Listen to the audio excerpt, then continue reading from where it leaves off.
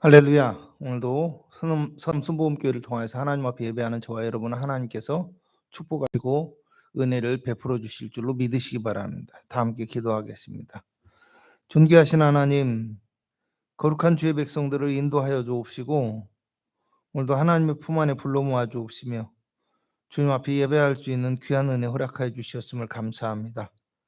이 귀한 주일을 맞아서 주님을 높이며 찬양하고 주의 말씀 듣고자 할 때 주님께서 우리 가운데 성령으로 임재하여 주옵시고 말씀하여 주옵시며 은혜를 베풀어 주옵시고 아버지 축복하시며 능력을 허락하시는 귀하고 복된 시간 되게 하여 주옵소서. 주의 종의 입술을 하나님께서 주장하사 주의 말씀을 허락하여 주옵시고 성도의 마음속에 주의 생명의 말씀이 들어가는 귀한 은혜가 있게 하여 주옵시고 오늘도 우리 모두가 가지고 나온 모든 문제를 응답받는 아버지 하나이며 능력과 아버지의 응답의 시간이 되기를 원하옵니다. 예배를 방해하는 모든 어둠의 권세는 한 길로 왔다 일곱 길로 떠나가게 하옵시고 거룩한 성령이 역사하시는 귀한 예배의 시간이 되게 하시며 또 우리가 예배하는 모든 자리가 하나님의 자리가 되게 하옵시고 그 자리 가운데 하나님이 찾아오셔서 하나님이 응답하시며 축복하시는 거룩한 전이 될 수 있도록 주여 예배의 자리를 축복하여 주시옵소서. 예수님의 이름으로 기도합니다. 아멘. 151장입니다.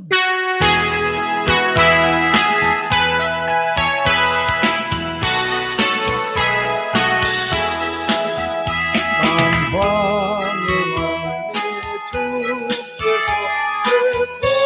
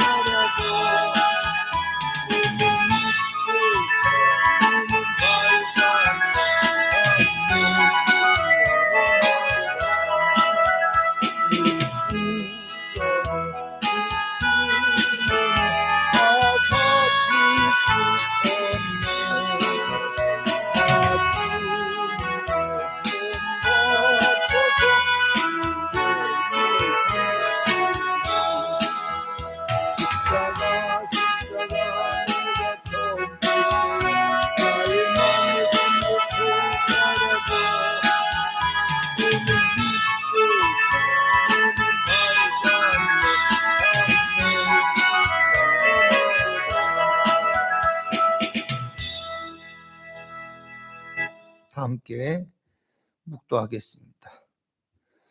여호와여, 주의 장막에 머무를 자 누구오며 주의 성산에 사는 자 누구오니까? 정직하게 행하며 공의를 실천하며 그의 마음에 진실을 말하며 그의 혀로 남을 허물하지 아니하고 그의 이웃에게 악을 행하지 아니하며 그의 이웃을 비방하지 아니하며 그의 눈은 망령된 자를 멸시하며 여호와를 두려워하는 자들을 존대하며 그의 마음에 서원한 것은 해로울지라도 변하지 아니하며 이자를 받으려고 돈을 꿔주지 아니하며 뇌물을 받고 무죄한 자를 해하지 아니하는 자이니 이런 일을 행하는 자는 영원히 흔들리지 아니하리로다. 아멘. 신앙 고백드리겠습니다. 전능하사 천지를 만드신 하나님 아버지를 내가 믿사오며 그 외아들 우리 주 예수 그리스도를 믿사오니 이는 성령으로 잉태하사 동정녀 마리아에게 나시고 본디오 빌라도에게 고난을 받으사 십자가에 못 박혀 죽으시고 장사한 지 사흘 만에 죽은 자 가운데서 다시 살아나시며 하늘에 오르사 전능하신 하나님 우편에 앉아 계시다가 저리로서 산 자와 죽은 자를 심판하러 오시리라. 성령을 믿사오며 거룩한 공회와 성도가 서로 교통하는 것과 죄를 사하여 주시는 것과 몸이 다시 사는 것과 영원히 사는 것을 믿사옵나이다. 아멘. 찬송가 320장입니다.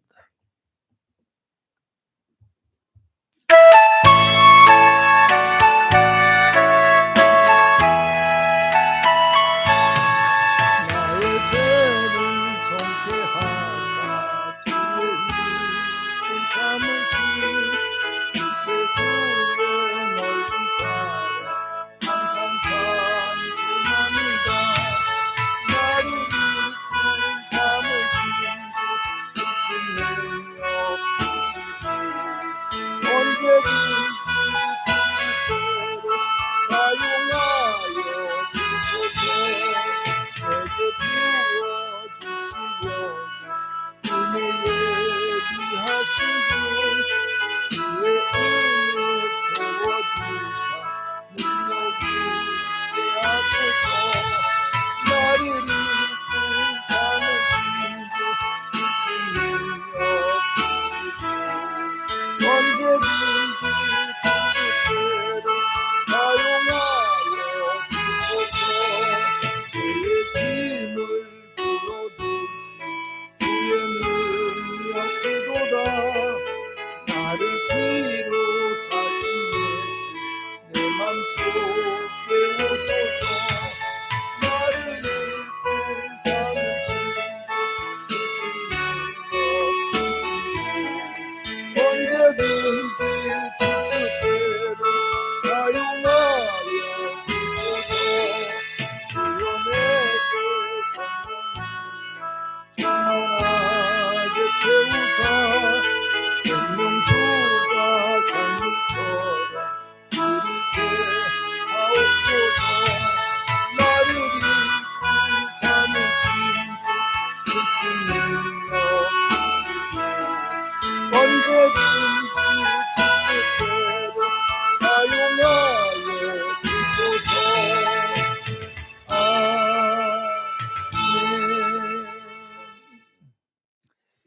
하나님 말씀은 로마서 15장 14절부터 21절까지 말씀입니다. 신약성경 260페이지입니다.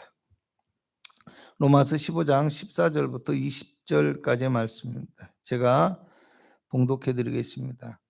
내 형제들아 너희가 스스로 선함이 가득하고 모든 지식이 차서 능히 서로 권하는 자임을 나도 확신하노라. 그러나 내가 너희로 다시 생각나게 하려고 하나님께 내게 주신 은혜로 말미암아 더욱 담대히 대략 너희에게 써노니 이 은혜는 곧 나로 이방인을 위하여 그리스도 예수의 일꾼이 되어 하나님의 복음의 제사장 직분을 하게 하사 이방인을 제물로 드리는 것이 성령 안에서 거룩하게 되어 받으실 만하게 하려 하심이라.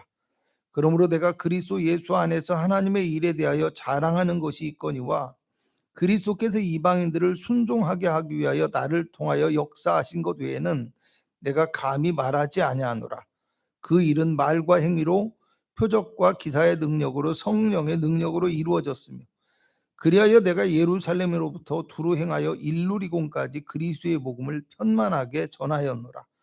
또 내가 그리스도의 이름을 부르는 곳에는 복음을 전하지 않기를 힘썼느니 이는 남의 터 위에 건축하지 아니하려 함이라. 기록된 바 주의 소식을 받지 못한 자들이 볼 것이요 듣지 못한 자들이 깨달으리라 함과 같으니라. 아멘. 할렐루야. 할렐루야. 복음의 정체성이라는 제목의 말씀을 가지고 함께 은혜를 나누고자 합니다. 사람이 자기 삶을 결정하고 유지하는 데 있어서 반드시 가지고 있어야만 하는 중요한 요소 가운데 하나가 정체성이라는 것입니다. 자신이 누구인지를 알고요. 또 자기다움을 유지하면서 자기의 삶의 목적을 달성하기 위해서 어떤 환경과 어떤 조건에서도 변하지 않고 힘과 노력을 지속할 수 있는 방법은 바로 자기의 정체성이 무엇인지를 바로 아는 것이라고 생각합니다. 지난 4일에 신안 앞바다에서 인천 선적의 통발 어선인 청보라는 어선이 전복이 되어서 12명 가운데 겨우 3명이 구조되어지고 나머지 9명이 사망하거나 실종한 사건이 벌어졌습니다. 아직 사고의 원인이 명확하게 규명이 되지는 않았지만 구조된 사람의 증언에 의하면 기관실 쪽에서 물이 새고 있었음에도 불구하고 그냥 작업을 나갔다가 사고가 난 것이라고 추정하고 있습니다. 사람의 안전은 뒷전이고 그저 돈벌이에만 급급한 잘못된 욕망이 만들어낸 인재라고밖에 생각을 할 수가 없습니다. 목포에 시내버스가 또다시 운행이 중단된 지 오늘로서 63일째가 되었습니다. 첫 번째 파업 사태로 이미 목포 시민들의 또 목포시에 상당한 피해와 고통을 안겨줬음에도 불구하고 또다시 이런 사태가 벌어졌습니다. 시민들의 편의와 안전한 생활을 위해서 도입되어진 이 시내버스가 본래 기능은 뒷전으로 하고 그저 자기 이익만 추구하게 되지는 어떤 개인 사업으로 변질되어져 버렸기 때문에 그런 것이 아닌가 하는 생각 때문에 많은 사람들이 공공의 시내버스 운영을 주장하고 있는 목소리가 커지고 있습니다. 여러분, 이런 현상을 경제와 사회적인 측면에서 모럴 해저드라고 부르는데요.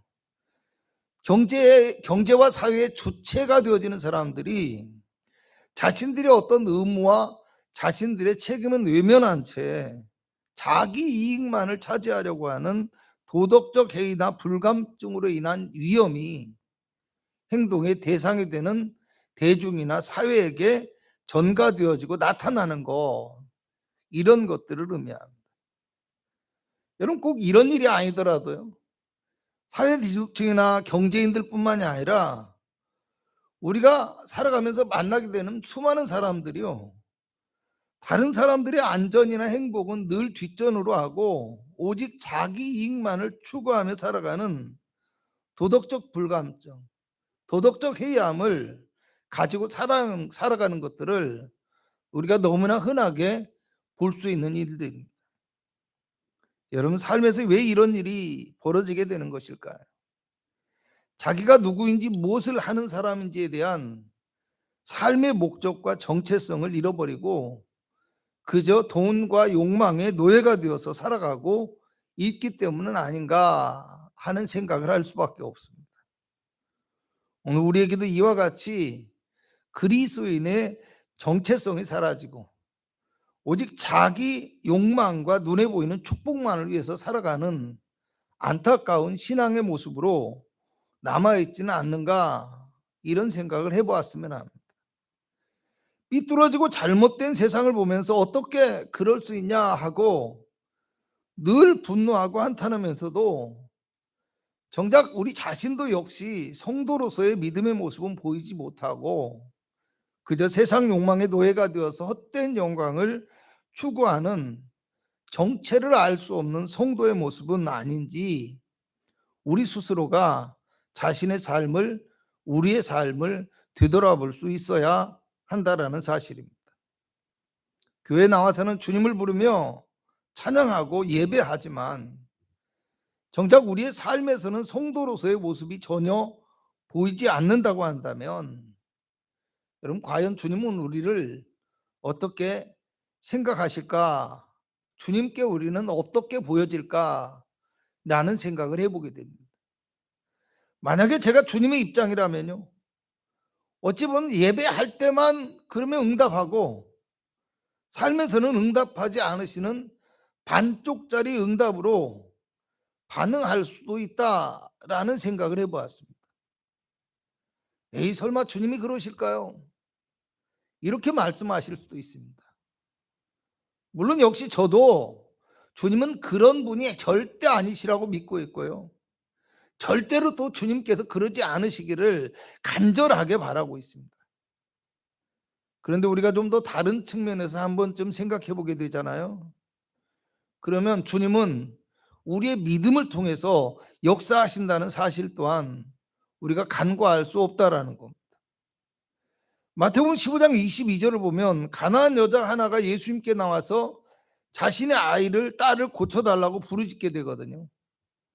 그런데 예수님께서 뭐라고 하시냐면 나는 이스라엘 집에 잃어버린 양 외에는 다른 데로 보내심을 받지 아니하였다라고 거절을 하시는 거예요.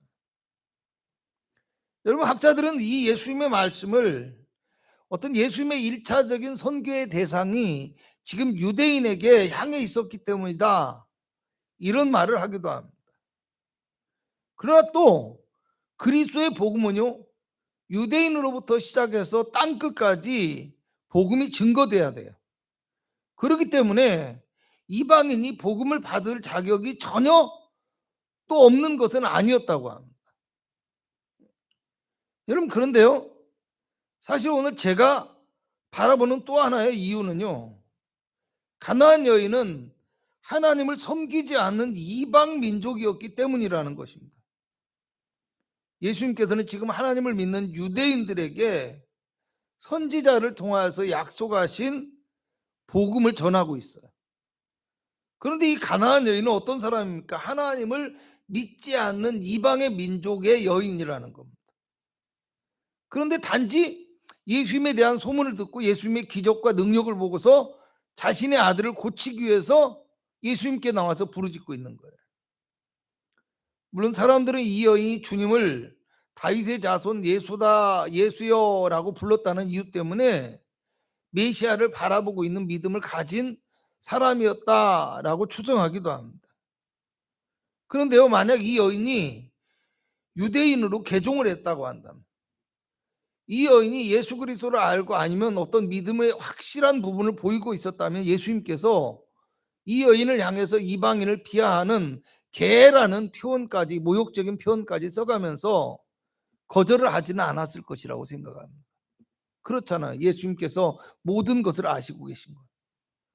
그런데 결국 이 가나안 여인은 자신의 문제를 해결하기 위해서요, 다윗의 자손 예수다라고 부르고 있었지만 하나님의 어떤 백성으로서의 정체성, 그리스도 예수를 믿는 사람으로서의 어떤 정체성을 분명히 가지고 있지 않았기 때문에 사실은 예수님께서 이 여인의 청을 거절하셨을 가능성이 많이 있다라는 것입니다. 여러분, 그런데요, 여기에서 끝나지 않아요. 이 가나안 여인이 예수님의 이 말씀을 듣고 이번에는 어떤 말을 하냐면, 예수님의 그 냉정하고도 차가운 거절의 소리를 듣고서도, 아주 모욕적인 이야기를 듣고서도 어떻게 표현하냐, 개들도 주인의 상에서 떨어지는 부스러기를 먹나이다 라고 고백하는 거예요.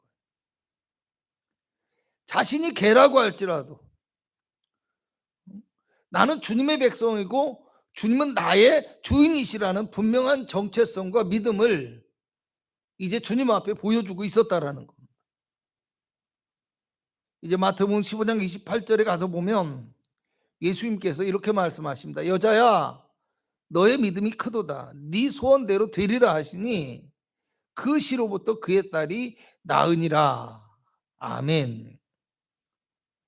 여러분, 오늘 우리도요, 성도라는 이름을 가지고 있지만, 입술로는 주님을 부르고 있지만 정작 삶에서는 성도로서의 정체를 알 수 없는 이름만 그리스도인이고 예배만 드리고 있는 성도는 아닌지, 그런 모습의 성도이거나 그런 모습으로 변질되어져 가고 있지는 않은지 우리 스스로 생각해 볼 수 있어야 한다라고 생각합니다. 여러분, 마태복음 7장 21절에서 23절을 보면요, 예수님께서 나더러 주여 주여 하는 자마다 다 천국에 들어갈 것이 아니요 다만 하늘에 계신 너희 아버지의 뜻대로 행하는 자라야 들어갈 것이라고 말씀합니다. 그리고 이어서 23절에는 그때에 내가 너희에게 밝히 말하되 내가 너희를 도무지 알지 못하니 불법을 행하는 자들아 내게서 떠나가라 하리라고 말씀합니다. 여러분, 여기서 불법을 행하는 자들은요, 어떤 사람들을 말하는 것일까요? 이 말씀의 앞뒤에 있는 마태복음 7장 15절에서 27절의 전체 내용을 보게 되잖아요. 그러면 좋은 열매를 맺는 사람과 나쁜 열매를 맺는 사람, 주님의 말씀을 듣고 행하는 자와 말씀을 듣고 행하지 않는 자에 대해서 말씀합니다. 그러니까 예수님께서 너희를 도무지 알지 못한다라고 하시면서 거절을 하시는 그 이유가 뭐예요? 그 이유가 불법을 행하는 자들이기 때문입니다. 그 불법을 행하는 자들은 말씀에 의하면 말씀의 열매를 맺지 못하고, 그리스도의 말씀을 듣고도 그 말씀대로 행하지 않는 사람들을 의미한다라는 겁니다. 우리가 다시 앞으로 돌아가서요, 교회에서는 주님을 부르고 예배할 때만 예배하지만 삶에서는 성도의 모습을 보이지 않으면 주님께서 예배할 때만 응답하시고 삶에서는 응답하지 않으시는 반쪽짜리 응답이 될 수도 있다고 말씀을 드렸는데요. 사실은 마태복음 7장의 내용을 엄밀하게 적용해서 보면 예배할 때마저도 응답받지 못하는, 어쩌면 허공을 치고 있는 부르짖음이 될 수도 있다는 사실을 기억해야 됩니다. 그러면 이럴 때 왜 우리 목사님께서는 꼭 그렇게만 말씀하실까? 왜 그렇게 부정적으로만, 비판적인 내용으로만 말씀을 하고 있는지 생각할 수도 있습니다. 여러분, 그런데요, 사실 우리가 이것을 알아야 가나안 여인의 이 믿음이 얼마나 소중하고 가치가 있는지를 알게 된다는 것입니다. 왜 그렇다고 생각합니까? 믿음을 지키기 정말 힘든 세상이기 때문입니다.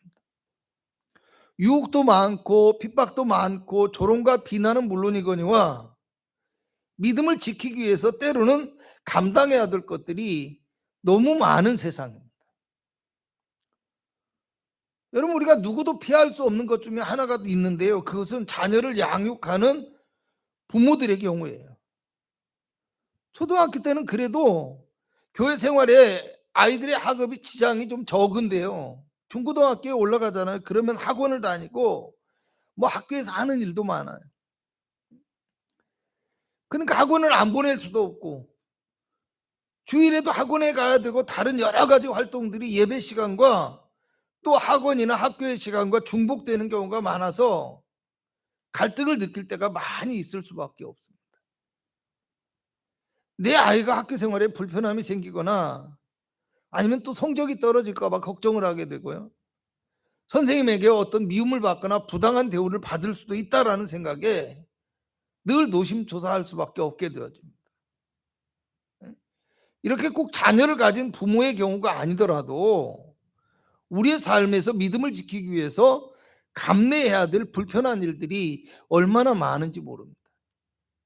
사실 어떤 분들은요, 자기의 가장 평안함을 유지해야만 하는 가정에서조차도 이 믿음 생활로 인해서 믿음을 지키는 것들 때문에 어떤 갈등, 불편함, 이런 것들을 겪으면서 살아가기도 합니다.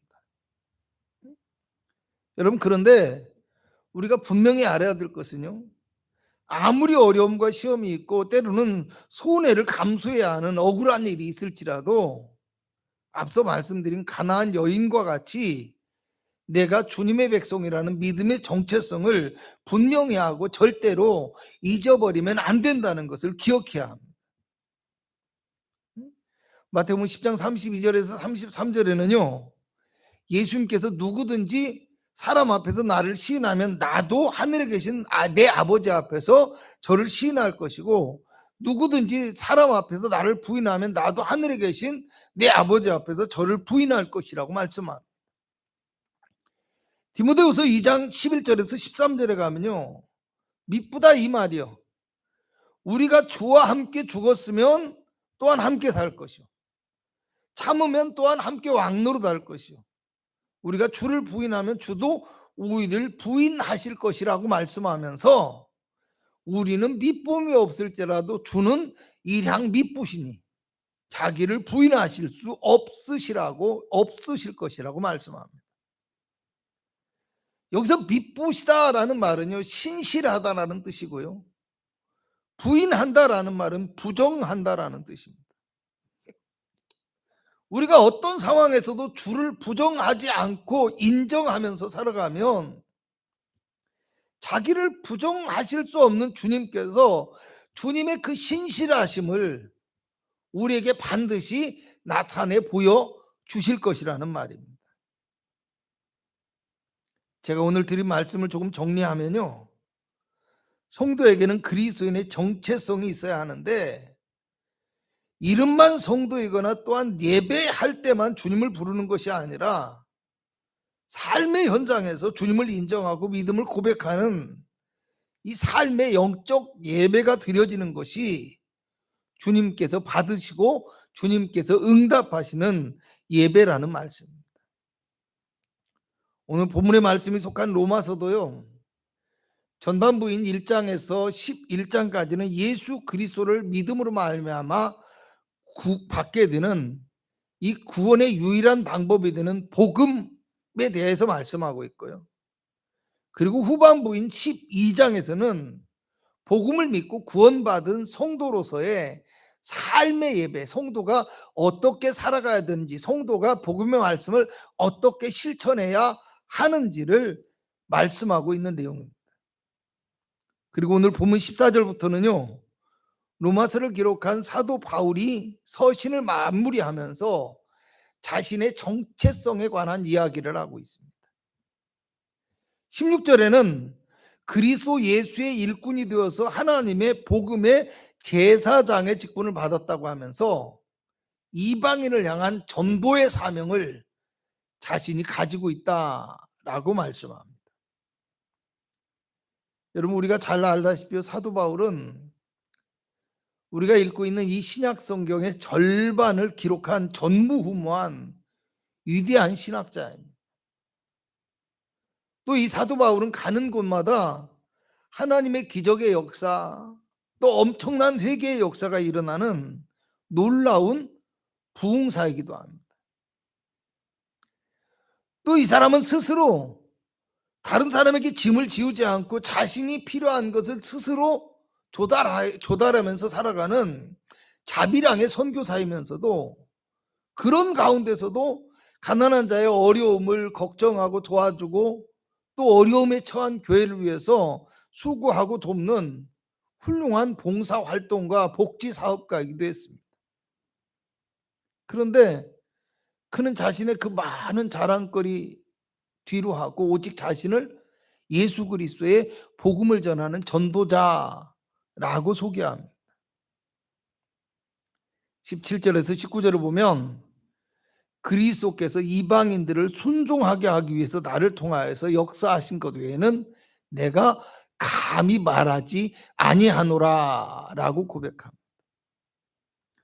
복음의 사역이 자신을 통해서 이루어진 것은 분명하지만 오직 그것은 그리스도께서 하신 일이고 성령의 능력으로 되어진 것이라고 하는 말씀. 20절에서 21절에 가면요, 이 말씀 뭐예요? 내가 그리스도의 이름을 부르는 곳에는 복음을 전하지 않기를 힘썼노니 이는 남의 터 위에 건축하지 아니하렴이라. 기록된 바 주의 소식을 받지 못한 자들이 볼 것이요 듣지 못한 자들이 깨달으리라 함과 같으니라. 이런 말씀이 나와 있는데요, 이 말씀에 대한 여러 해석과 적용을 할 수 있지만 제가 오늘 적용하고 싶은 것은요, 바울이 자신이 이루어 놓은 사역의 열매나 그런 환경에 머물러서 어떤 안주하고 누리는 삶보다는요, 복음을 듣지 못한 사람들을 향해서 복음을 전하는 어떤 교회 개척의 사명, 이것이 자신의 일생의 사명이라고 느끼고 결심하고 인식하고 있었다라는 거. 자신의 욕망이나 세상 영광보다는 하나님의 복음을 전하는 자신의 정체성과 사명에 분명하고 오직 그것만을 생각하겠다, 이런 뜻입니다.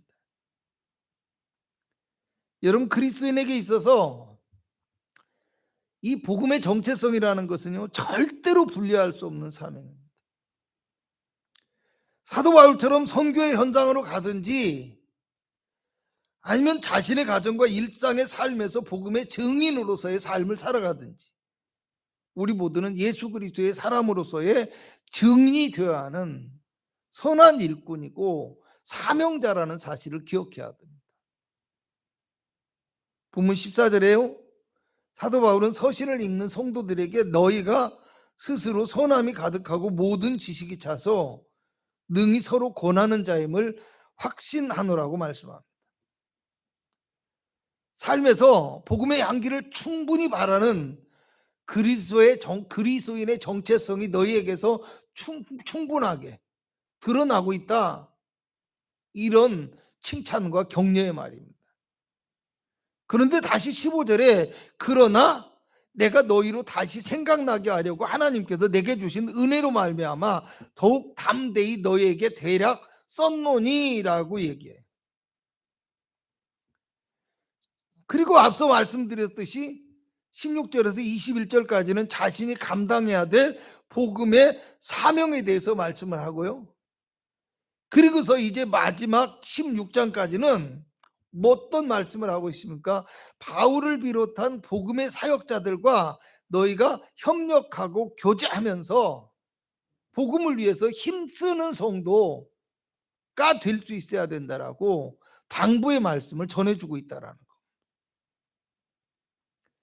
여러분, 그리스도인으로서 아름다운 삶을 살아가고 있지만 믿지 않는 영혼들에게 복음을 전해야 하는 복음의 사명, 복음의 정체성을 결코 잊지 말아야 한다라는 것입니다.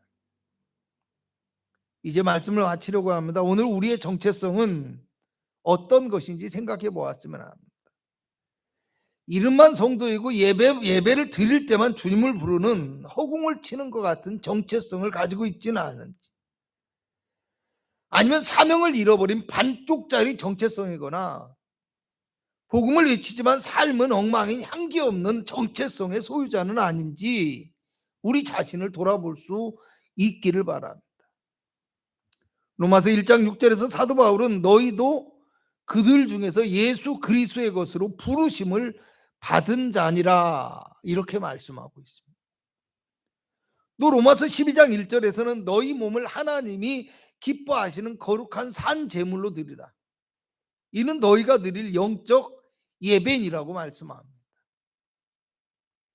그리스도인의 정체성은 자신이 주님의 것으로 부르심을 받은 사명자라는 사실을 깨닫는 것에서부터 시작되어야 한다는 사실을 알고 삶에서 온전히 주님의 향기를 바라고 또 주님께서 우리를 필요로 하실 때 복음을 위해서 기꺼이 헌신하고 참여함으로 우리 자신이 산 제물이 되어지는 영적 제사와 예배를 드리게 되어지므로 오늘 우리의 삶이 하나님께서 기뻐하시는 온전한 예배가 되어지고 그것을 통해서 하나님의 온전하신 응답과 축복을 허락받는 귀한 복된 믿음의 성도들이 다 되어지실 수 있기를 주님의 이름으로 간곡히 부탁을 드리겠습니다.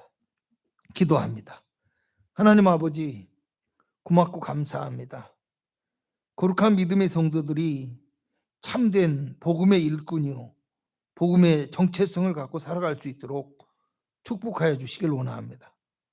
오늘 우리가 비록 세상 가운데 살아가고 있지만 천국의 시민권을 가진 하나님의 백성이며 복음의 일꾼이 되어졌음을 기억하게 하시고 그리스도를 위하여 너희에게 은혜를 주신 것은 다만 그를 믿을 뿐 아니라 또한 그를 위하여 고난도 받게 하려 하심이라고 말씀하셨사오니 십자가의 은혜와 부르심의 사명을 위해서 더욱 믿음의 길을 갈 수 있는 복음의 정체성을 갖게 하여 주시고 우리의 삶을 통해서 주님을 온전히 고백하며 그리스도의 향기를 바라며 그리스도의 복음을 위해 때로는 십자가도 거절하지 않고 감당하는 용기 있는 믿음의 성도요 사명자가 되게 하여 주시옵소서.